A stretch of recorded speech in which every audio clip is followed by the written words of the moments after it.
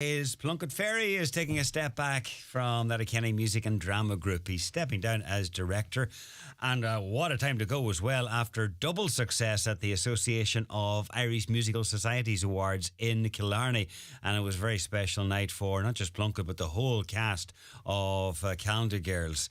And I'm delighted that Plunkett joins us now in the studio for a wee chat. So congratulations first of all, Plunkett. Thanks a million, John. Thank you. Brilliant. It was a good year to go for me. Yeah, definitely. A success that is thoroughly deserved because it was a fantastic production, and it was just a joy to watch. And I'm sure you had a lot of fun as well. We had great fun doing it. They're a great crowd of people to work with. Very we had talented. Great fun, very talented people. Yeah, like the talent at that stage was amazing, and so it was fabulous that the talent was recognised by getting these 2 awards down in Killarney. We had a fantastic weekend down there. Yeah. Well, 2 weeks ago now. It's nice. It's a bonus. Oh, absolute bonus. Yeah. You know, but what's bonus. even nicer is the fact that it was a sold out run. When it was a sold out run, and we made altogether near enough 6,500 at least for the entire charities. Yeah, wow. Between the shows and the calendars that we printed for the show. So it was nice to give something back to it was all about cancer, so we give back to the hospice and to Cancer Care Northwest. Yeah, given that cancer is the central. That was the central theme of the show. Exactly. Even though it was a great fun show, like people laughed, but they also cried because it was sad in places. Yeah. No, it did have that mix. Oh, it did. Yeah. And it was portrayed perfectly on stage, you know, because one minute you were crying, and the next minute then you were laughing with along with the cast. That's right. Yeah. Anyway, let us roll the clock back. It's not today or yesterday that you were involved in your first production here. No, the first production with the LMDG was in 1991. Right. But I've been involved with theatre all my life. I grew up in Gweedore, and my father was a director of Ashton Gweedore, which were when I was born. They were going. But then they built a theatre in Ireland, Gweedore, and that was opened in 1961. And since then, I've been helping out. Like I remember the first thing in the Ireland was going around selling sweets with a little tray, selling sweets in the foyer. Yeah, but that has to be done too, to help the crowd. Then I went on, and as I got older, then I was helping backstage and doing lights and being on the stage, of course, and lights and sound and stage. But it was a great base for me. But somebody or anybody that ends up being involved, you know, producing or directing a local production, that's the way it's done. It's done from the ground up. Oh, absolutely. Yeah, it's selling programs in the foyer. Absolutely. It's you know, maybe helping out with the lights or sweeping up backstage, whatever it is, and then you learn. All part of it. It's all a learning process, and you pick up tips along the way. And then I was very lucky to have Anya Nicola-Vrida. She was the producer of the Ashton for years and years and years. And whatever I learned, but being in plays and producing plays, I would have learned from her. Right. Yeah, like my first play in producing was when I went to go to, my father died in 76. And I was teaching in Dublin at that time, so I came home in 76 to the Scala in Lunya and Gweedore. And that was my first play there, a school production. Yeah, and she helped me with it. And we got to do Ireland with it. I remember that, 1976, 77, yeah. So that was the start of it. Immediate success. Yeah, it was great actually, yeah. And then you moved to, a number of years after that, you moved to Letterkenny. Moved to Letterkenny then, But it wasn't straight away that the Music and Drama Group was formed, was it? No. When I moved to Letterkenny, it was in 80, I think, 1979. 1979 probably, we moved, got married. Yeah, moved to Letterkenny in 79. And then I had a few years, I was built my own house, so I was busy for a while. Yeah. And then in 84, there was a Glór na Gael was formed in the town, and they wanted to do Irish drama. And so they came, my own sister, Maya, was one of the ones founding members of it, and they asked me would I do a play, so I founded Ashton United and did their first play in Irish. It was all women, unfortunately, because they were all in Irish, of course. And no men, couldn't get any men to speak Irish but myself. So I had to pick plays and translate plays at the time. That suited an all-female cast. Yeah. So we did that for 4 or 5 years, yeah. And then that sort of flittered out a bit, and then I started doing the no-name clubs. They were very big in the town at the time. Yeah, and the county. They were fabulous, good things. Yeah. They were great. We used to fill the community centre at one time. And then I remember being involved in them, and they were a great showcase for talent. They were great, you know, for young talent to have a stage. Oh, it was fabulous. Yeah, we did the adult ones first. I wasn't producing the teachers ones, And there was great rivalry with the Gardaí and with all the different groups around the county. But they were great fun. They were great fun. It was only about, was it half an hour, 40 minutes of performance on the stage? That's right. Yeah. So then when was the music and drama group formed here? Then I did the No Name Club seniors, and then went on to the juniors. We did a couple of juniors, No Name Clubs as well. And then there was not a lot happening in the town. And so in 91 we decided to do something about it, and we formed the Letterkenny Music and Drama Group in 91. And the first musical was and what? then we did, first musical was Oklahoma in 92. We did a play first called The Absent Minded Bridegroom. That was back in Loretta Convent Hall, of course. Right. We did all our plays there, and then we did all our musicals up in the Wreck up in St. Eunice. Yeah. Wow. Oklahoma was the first one. That was tough going, I tell you. I can imagine. You got an empty hall, and we had a great committee. I must say we had a great committee. Yeah. So when you got, like, especially for the musicals, you went into St. Eunice Hall, and there was an empty hall. So you had to bring seats, lights, sound, everything was brought in, and then everything was brought out, left it back empty again afterwards. Yeah. And I suppose looking back now, the huge leap forward would have been the theatre. And the theatre being built and then having access to the theatre and not having to step into an empty hall. That was amazing, yeah. That was amazing, yeah. The theatre really started from, we did Calamity Jane in 1993. And I said at the end of the night, the final night, we really need a theatre at this time very badly. And the following morning, Joe Glenfield, who was the chairman of the Chamber of Commerce at the time, he said, come down to meet me. And they had a plan, actually, at the time, of transforming the old Fiesta into a theatre. And he said, come on, have a look at this, see what you think. So I went down to have a look at him. I met him. He was in a bank at the time, at the square. I can't remember the name of the bank.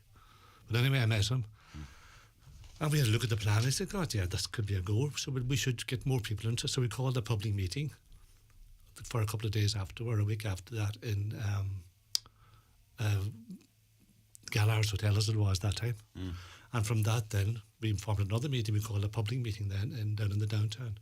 And it's from that public meeting then that the Northwest Theatre Project was formed. Okay. And then from that, thankfully, we got the theatre in so 99. It took 6 years. I mean, that was 93. Well, these things don't happen overnight. But so it moved obviously from the Fiesta into where it did, yeah. The idea. That's right. The concept. There was Danny McGlinchey. They had the Letterkenny Musical Society. They were going years. But they finished in 87, I think. They had tried to build a theatre before that, but they couldn't. Unfortunately, nothing happened for them. And so when we started then in 93, the big thing was that the council at that time gave us the land where the theatre is built. That was a huge step forward. Yeah. And then the county council decided to come aboard, and it was a big step forward. And there's been many musicals and plays, and very successful musicals and plays down through the years. Yeah. Thinking back to 39 Steps. 39 Steps, that was probably our most successful play, yeah. We won the All-Ireland with that back in 2012. Yeah. And then we did it again in 2000, a couple of years ago, I can't remember myself, and then we got, but it's fabulous, yeah. There's just some productions you go to, and I think you know this in particular from I suppose even on bigger stages and elsewhere, if you come out of a production and you're absolutely buzzing, it's almost guaranteed that is going to win awards. And when I think back to 39 Steps and also the Calendar Gears, that's the feeling you have when you come out. You're absolutely buzzing and just raving about it, and it's sort of a show that you want to go out and tell all your friends, listen, get a ticket, whatever way you can, get a ticket and go and see this. Yeah, we were lucky with that, they were probably the two of the most successful, and the 39 Steps as a play, and then Calendar Girls as the musical, and that we got awards for. We were nominated for, like in 2007, Anthony DeLapp wrote a musical, Children of the Dead End, and Pat Campbell put the music to it. Right. We got 4 nominations that year to Ames. That was a very good show. It was great to have that, because I got a brand new musical that was nobody had ever done before. It was great to get my hands on that, and an original show. That was very successful too, but unfortunately we didn't get any awards that year. No, but the 4 nominations was a big bonus, I mean, they're the ones that have been nominated and won awards, but they're not the ones that. There's been so many. Like we've had Sister Act was a fabulous show as well. That was a really. That's right. We didn't wear the names that year, unfortunately. But we had some fabulous shows. Like, there's the talent in this town is amazing. But it does need to be galvanised and organised and then directed, and that's where you come in for years, and you've made a lot of friends, obviously. Oh, I have. I've put a lot of people through my hands. Yeah. Oh, yeah. It's been fabulous. It's been a great. I loved it. It's been a great social life, but it's been busy. I was going to say you'd need to love it, because it's very easy for for us just to go along, buy a ticket and go along and sit down and enjoy the show. But there's a lot of work goes in behind the scenes. Oh, yeah, and a lot of time. Now, it just doesn't happen on the 5 nights of a show. Yeah. Like, I would have started, if I was doing the music, I would start the year before, planning the musical and doing it and seeing what I wanted to do and all that. So, no, it's a lot of work. So I have to thank Roshi, my wife, too, for giving me the time to be able to do all this. Very patient. Oh, yeah. Absolutely. She was in some of the shows herself. Yeah. But a lot when the children came along, then she did. Yeah. Hold the fort for me when I was able to go on and do these things, because I was doing 2 and 3 shows a year. There you go.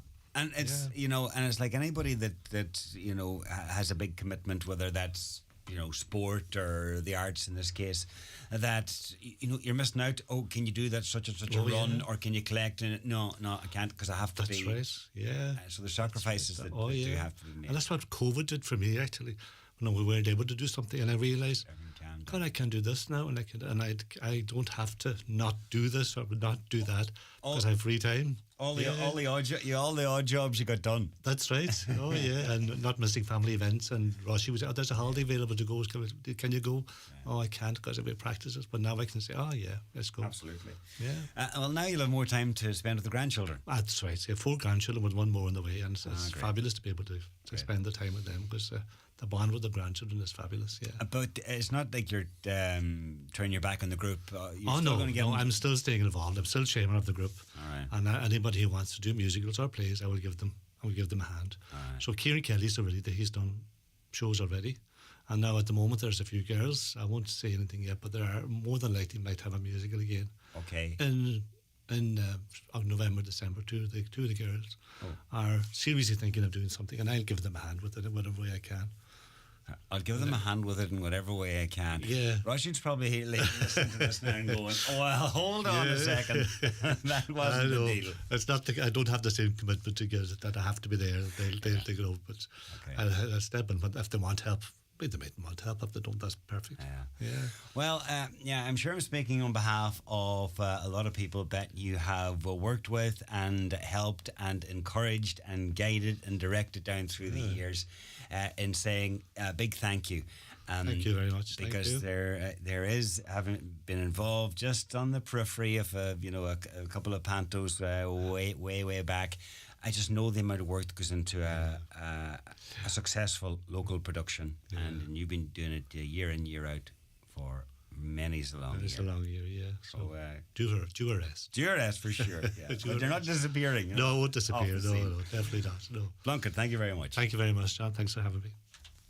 Want to live a more sustainable lifestyle, but not too sure how to start? Join me, Donna Marie Doherty, every